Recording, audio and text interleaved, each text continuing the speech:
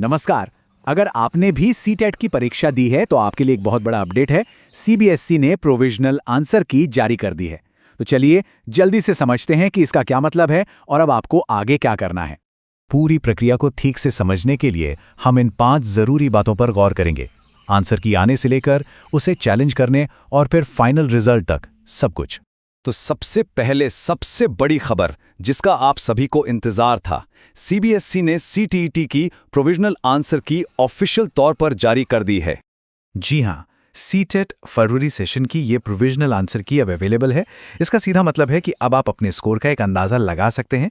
सभी उम्मीदवार इसे ऑफिशियल वेबसाइट पर जाकर चेक कर सकते हैं। अच्छा, ये प्रोविजनल या अनंतिम का मतलब क्या होता है? देखिए, इसे आप एक तरह का ड्राफ्ट समझिए।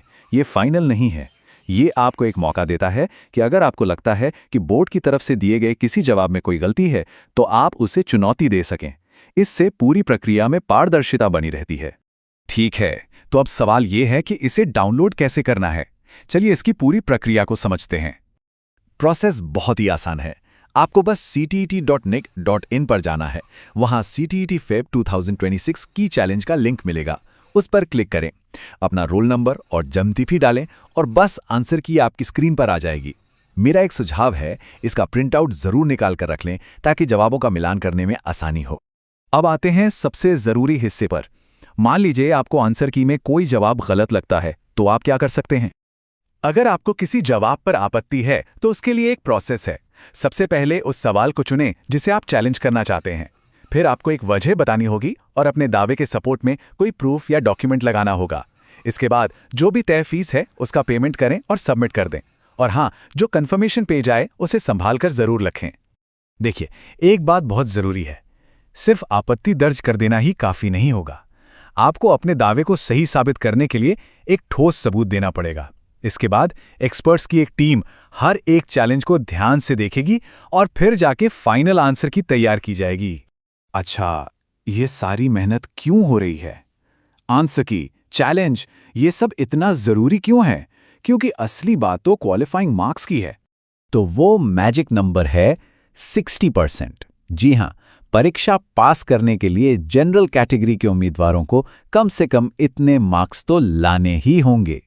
लेकिन यहाँ एक और ज़रूरी बात है। ये जो 60% का क्राइटेरिया है, ये जनरल कैटेगरी के लिए है। जो आरक्षित श्रेणियां हैं जैसे SC, ST, OBC और दिव्यांग उम्मीदवार, उन्हें क्वालिफाइंग मार्क्स में 5% की छूट दी जाती है। तो ठीक है, अब आंसर की आ गई, आपने चैलेंज भी कर दिया। इसके आगे क्या? प्रोविजनल की से फाइनल रिजल्ट तक का सफ़र कैसा होने वाला है? तो देखिए, पूरी कहानी 3 स्टेप्स में आगे बढ़ेगी। पहले स्टेप में आपकी सभी आपत्तियों को एक्सपर्ट्स का पैनल रिव्यू करेगा। दूसरे स्टेप में जरूरी बदलाव करने के बाद एक फाइनल अपडेटेड आंसर की जारी की जाएगी। और फिर तीसरे और आखिरी स्टेप में इसी फाइनल आंसर की के बेस पर आपका रिजल्ट तैयार करके घोषित किया जाएगा। और अच्छी बात यह है कि हमें रिजल्ट की एक अंदाजन टाइमलाइन भी पता है। जानकारी के मुताबिक सीटीईटी का रिजल्ट फाइनल आंसर की के आधार पर तैयार होगा और पूरी संभावना है कि इसी महीने के अंत तक आ जाएगा। मतलब अब ज्यादा इंतजार नहीं करना पड़ेगा।